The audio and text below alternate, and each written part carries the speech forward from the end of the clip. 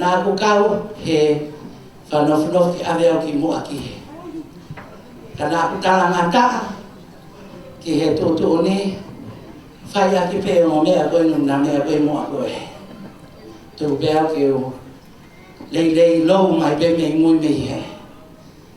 Ka ke nā ilo nau kau te tūtu ko whai ai rea. Ka ke he service, ka ke ha me ia mua.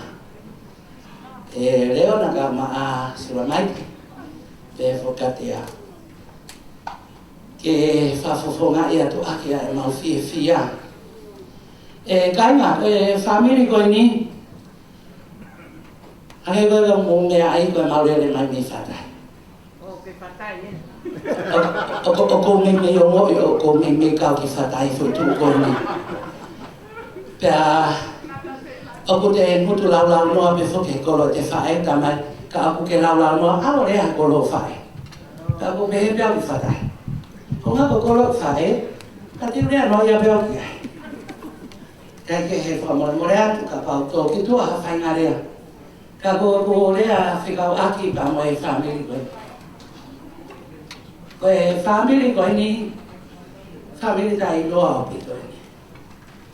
Whamiri masiva o pito e whamiri koe ni.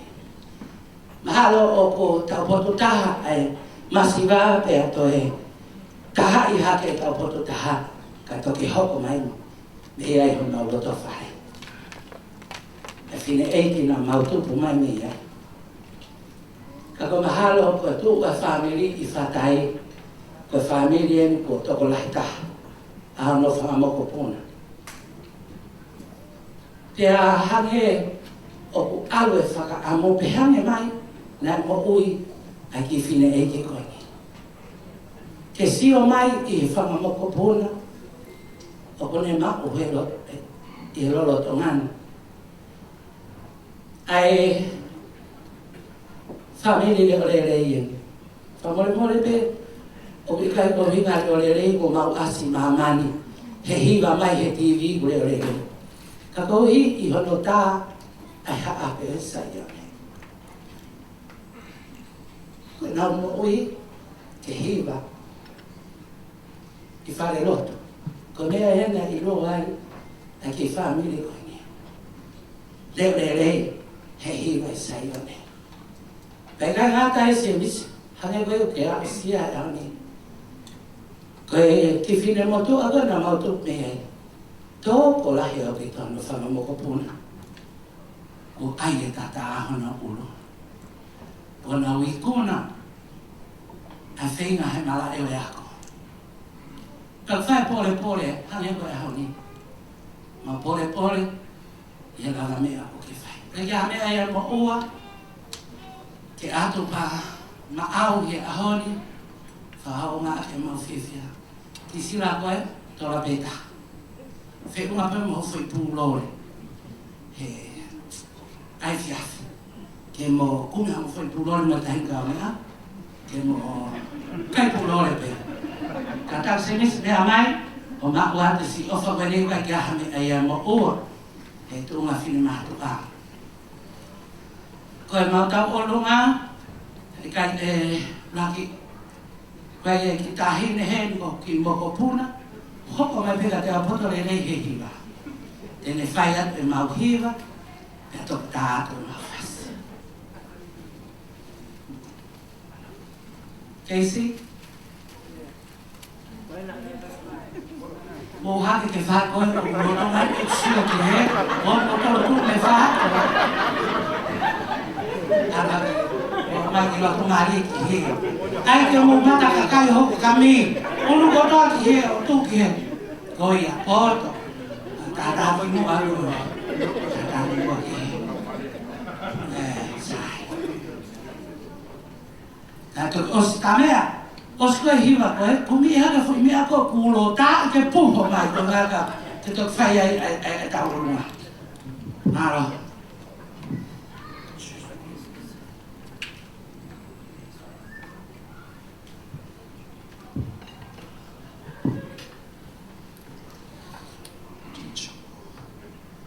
Before we start, I just want to say a quick congratulations to Missy And got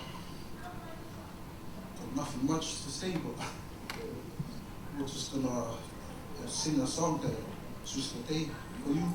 And since you're a man of God, we'll just sing a song, tongue song that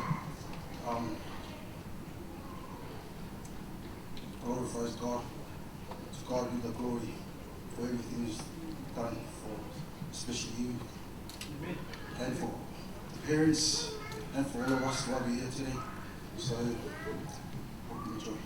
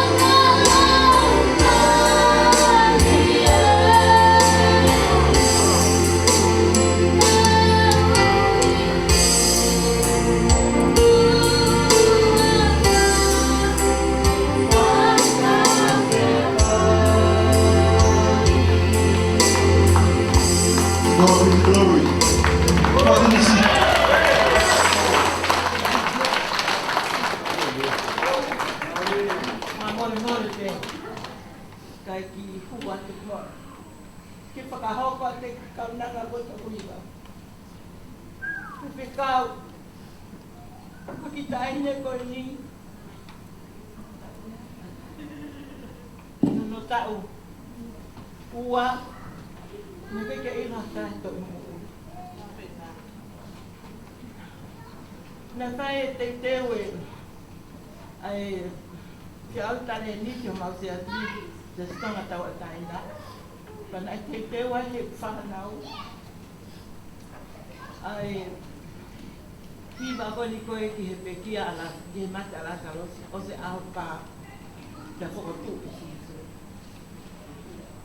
Pōko ia, puke laiti, ka hene koe ni. Neke ke mautoe ilo e mo ui. Ka mata mi e pōko ia, o se aho e whā. Whakatatau ke pohiba tai hanga he, e whanau, e shintonga e mea koe ni, 4 days later. Na tokoto e tahine koe ni whalmahak. Kai peketo ia ina amanaki. Tene toi mo ui. Koe waia na tau hiki tahine koe ni mahalo peke ua futu. Hono whenga i ki mo ui. Kai whakawhetai. Na whahi he ki tahine sisi ina ai kore. Ki o mausia si he kona nau whaitaitake ai pohiba. O rotonga whainga ta ai whale mahaki. Ki nā tokoni mo a rotu maani. O se aho e wha, hange koe hima koe na nā whai, 4 days late, pe toki ngau e hake e ki tahine. O le mau e mau. Ko whakawhetai pe, ko whiawhia rahe au pito. Ko māloa whewhe kau mo whamiri kau masiu kana. Fitu koto te mauoki ai o ko whiawhia ke awe ki tahine ke hipai. Mahalo koe mea ia na whakamoo ia ni. Pea ko tangutu pehe o si o kene mawhana i ne riba. Ko roto. Ke wanga whakahoko atu ki tahine koe ni. It's a miracle for her. Me kai ke ilo hatana ia ka whawheta. Ko e ki o kune tari e tau o tupa kune kau i tau me atoto. Ko iai a uhinga ai e ku mawhana pautu mai ke whakahoko atu ki mo tolu. Mahalo ko me aini na hanga he e ki o toi whakamaoi ki taine ko ni hiri au wha. Me kai peke ne toi ino, ko kui peo tai peke ke mate. Ke whakawhetai he ahua ni te whia la. Whahau pange saia, ko roto ki au ki uha o pe mo Kelsey. Ko nuingoa o Kelsey Rose. Ke hima peo whakawhetai ke he e he koe mo omi nai tuhita ino. Ke whakawhetai. Ko tare ni te le pe whakamo uia ia. O whata motoro, o whata semis, o whake aonga te kihi wa Kelsey kako. Malo. Malo, tuto whakamore.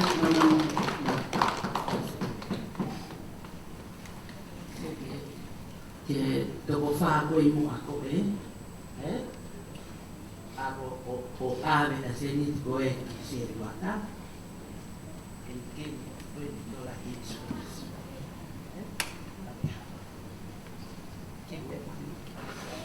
Mole pe, pakalolo at umel kata ay tahine o ange ay sediti ko ki tratahiti ko ange taki wanoa ki kake alo ay pe ko mo pare o tapira famole ikai ay kaha ni na ko ya ay revive ke kata pe pakalolo atu e kaina si angai ko mafana da he talalota e fefine ko ni na mau hanga to o ai langi o e aho tanata ko sensi tau be ya ke be lang be o toa e me ko tape ko e fine mo to ko ni na e to elea ko no mo ko puna e ki ta hine ko ni ko tu fefine ni o henere vaka ai wa ana hiba ko pa ai vai ora pa fine mo to ai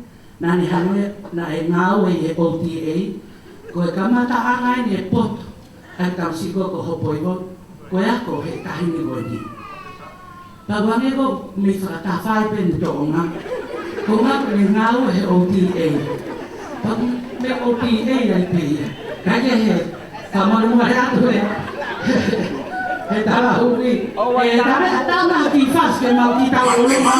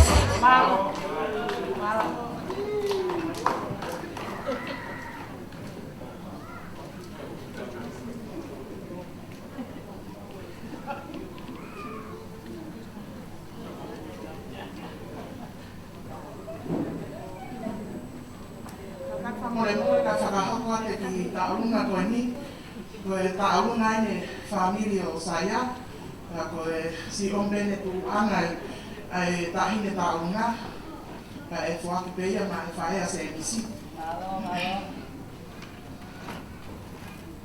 Ka e lolotonga kumi e fasi e tahine taunga.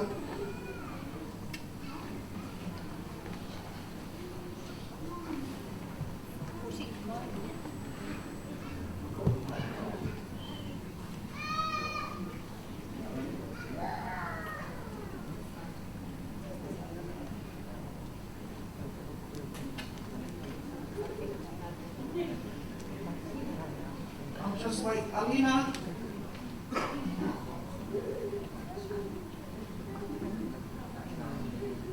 I'll just wait for her to come up.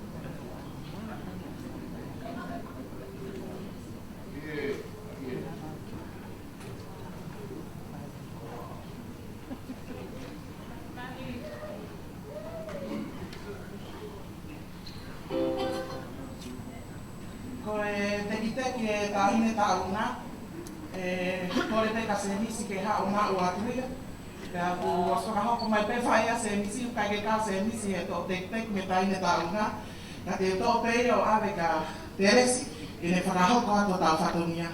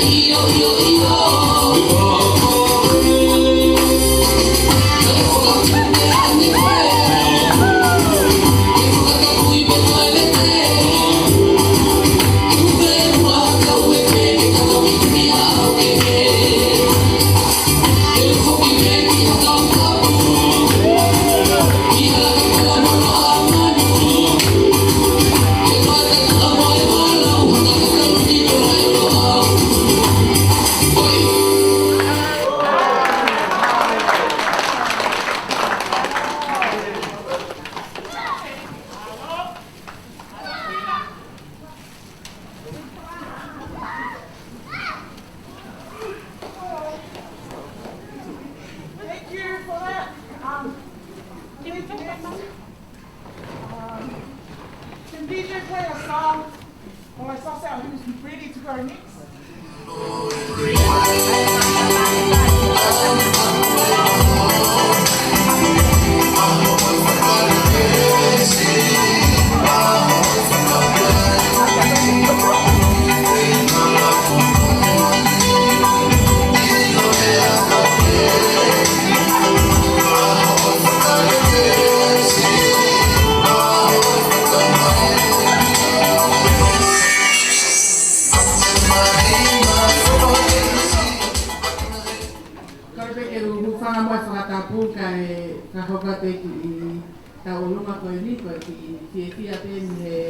Family o e ka e a semisi.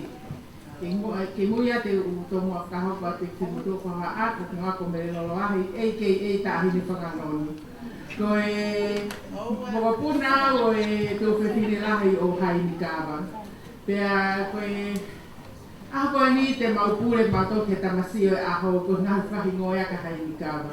Ko ia ai ko e maka o lunga maukore te mato tamasi aho. Ke laka mai ki lota o whai e whawhiawhia a whamiro hai ni. Ko ia ai e se misi, mau haka he langi kua tau pia mau whiawhia he mahino o ku ke hawa peki he toko taha whahingoa koi ki ai. He koe mamaloa lo maile o korisko tupou, koe matapurera he korisko tupou, mamaloa matematika he korisko tupou, kapteni o timakapula korisko tupou, pia toi kapteni he fuafua timi whakafonua, a ngahi ako, koe kapteni ko se mis au talatau hai ni kawa. Koe ai, aha koe ni, te ke hanga lewa o whiai a hai ni lahi he ko I'm sure he's here today. Pea ku maukore matol ke tai mai pe play fia plu he koe whasi o hai ni kawa. Koe ai, se misi ka taki mai ki loto, koe ki kukukuko mau mau ku te maui, whakapana ko tō pēmua whangamokopuna o e whakatokoua o haini i heni mo e whangatoko whātini o haini ka taki ko ka taimien mo ka taki ko tō mai ki loto. Malo, kai mai play fair blue.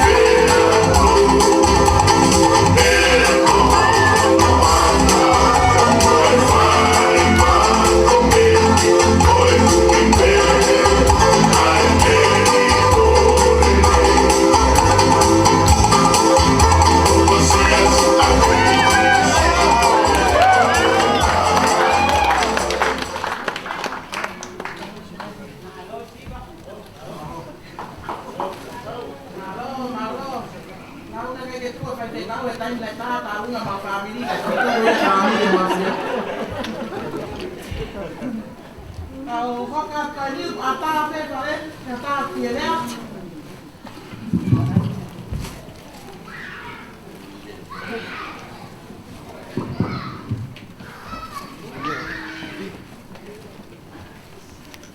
Katapu ke o tu afio ai o tua mafi o tau o tau tau. Katapu atu ke whakamahapuna o hafoka mo hou eiki. Ngoi api ko whātai he rotu. Foka eiki. Ako whatapu atu a kamoto. Mo whai mata apure. Katapu atu ke he Nadai whai whakau kau mai kau se buata mahalo. Kora buat ke família mausia se lah. O kore ke tala mo ka pui mo ai katapuan. Ke ngā tu ngā kotoa pe tau ke katapua ke me he kotu whai anga rea koe ni ka dama motuan ke whakakatoa te ki whataunia koe. Whambe ke whakahokoan te motua se tua tau te siasi koe o ku whai te kawai a so saya hawini. Te ku mata tau pe mo whai whakau ka te ata he tene ilo ki maua. Ka ku kuiheni ke whakapofonga lagi podcast tahi loa koe ba mo vai me vai o mo kui me henda soni koe tawanoa koe kia saya famili koe ikuna o ahoni o fam ke whakahoko atu o lawa kakato ai whaifkau a saya ko tali peke konferensi september ki hei whakinima koe whampere whamalo atu ke whamiri malo lotu koe ngā ue koe whae saya udai koe a tō taha pēnā ni whahoko mā koe ko ngā lahi ai koe ko ngā mausia pese te ni mataha ko se in lahi au ai pese ti koe ni ngā ue whakawhakau a so saya pe a wai ke tūnga koe ni koe teu pe ene pe ke hei whakinima pese pe tolo ni ngā koe hiwa fitu ai ni mataha se in pe a hoko tai mahalo ko wā ke pese te ua wha kai ke koe whakahua pe ko tūku hua pe mo e whetau e fia he ora meri e whinga whai pe a ko tau hanga ki muka ke teo peo e mi whakinima koe ahoni ko no ikuna se misi o wigai koe ikuna pe nia na whai e koe tō taha na e rotu katoa e whamiri maau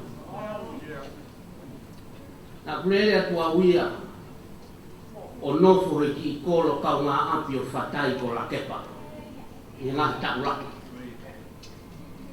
na ia e to koua e whaena e mari ki ai pa na ku nofo he ki kolo ko ni pēu ilo e au na e tuku whakaholo e whamiri ko ni koe katoanga ko whai aho ni ko ha mea fo o uia ke whamiri ni ai kuna se nis o kuika ka toki taha nia e whamiri o matai toki pe hiri hatata o na uruku ko mea ni kuanga maheni ai e whamiri a koe ni ko ilo ewe ki kolo a whatai mo la kepa na tau hongo furu e nofo aku ai pia ko ilo lele ewe ki kolo ko whamiri koe ni se nisi Nya pango bene ka tike tuku koe whatai ka ke hilo. Koe pongi teo to o huo. O oki uta hai aho toa te. Ka koe whakaausi koe hui ke koe kai haare mai. Koe moke i loi ko hale wa mea na e whai uta. Ka koe whamiri ko nina kulo e au na whaheka pasi mai ki nau tōki koro ngā au whakure a. Ko nofo o siofi na kona se nisi tuunga koe ni na kuilo e tangata e ki ko saya tuita Nang ai kini na mahu inga ia pe yo kono ko mea ko na to ko ni ka saya mahu inga o kolosi se misi. Mea o ya na mahu inga ia pe tu itai ai.